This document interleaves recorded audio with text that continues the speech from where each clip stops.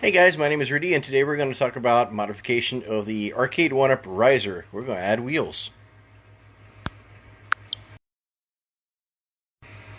So, if you look at my 1-Up cabinet here, the Asteroids cabinet is already good to go. I'm just adding the software, as you can see from the Android.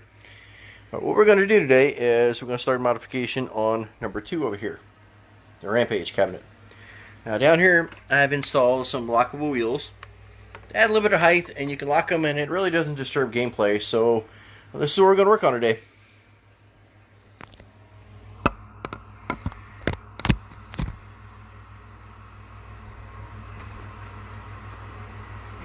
Okay, so this is coming from a guy who doesn't know or doesn't do too well in math. I'm also your host, Rudy, and not Mario with the mustache. Anyway, jokes will get worse as day progresses. Here's what we got.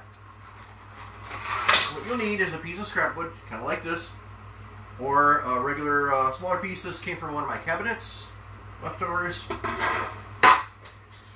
get this, what you want to do is you want to measure out the distances between here and here. Let me actually rotate this.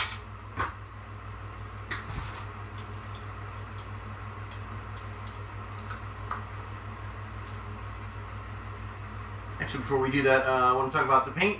This is the paint that I use to paint these little pieces with.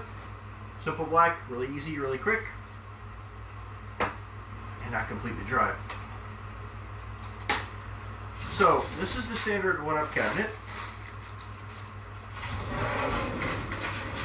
Right here. The riser. So what you want to do is you want to measure the riser, which is roughly about just a little bit under 19 inches here. And also measure the width, which is about 2 inches across, roughly. We'll measure this out, the distances out between these. This is the bottom side. And then what you want to do is when you get the riser done, when you get the wood cut, what you want to do is this piece of wood is roughly 18 inches. 18 inches across. What you want to do is you want to divide that by half. So 9 times 2, around 9. You'll split that in half and drill holes on equal distances from both ends. You want to cut 2 boards like this. And then you want to go to Lowe's and buy these little coasters. These things are actually really easy to put on, and what I like about them is they have a locking mechanism here that enables them to lock and not move on you. So we're going to start with actually adding the wheels. So this is actually pretty simple. Oh yeah, the other part you need is these drywall screws. Number 6 times 1/5 is perfect for this kind of project. I'm just going to kind of go over the basic setup, and I'll let you do your own. You also need 2 washers and a nut to go along with your setup here. So what you want to do is you want 1 washer on the bottom, 1 washer on top. Screw this in all the way in. You can do them snug, or you can tighten them with a wrench. I'll go back and tighten them with a wrench a little bit later. And we're going to take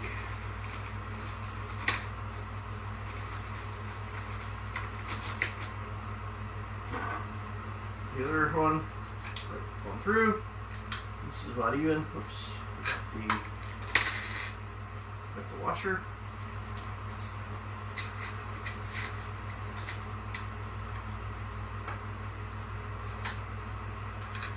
Top.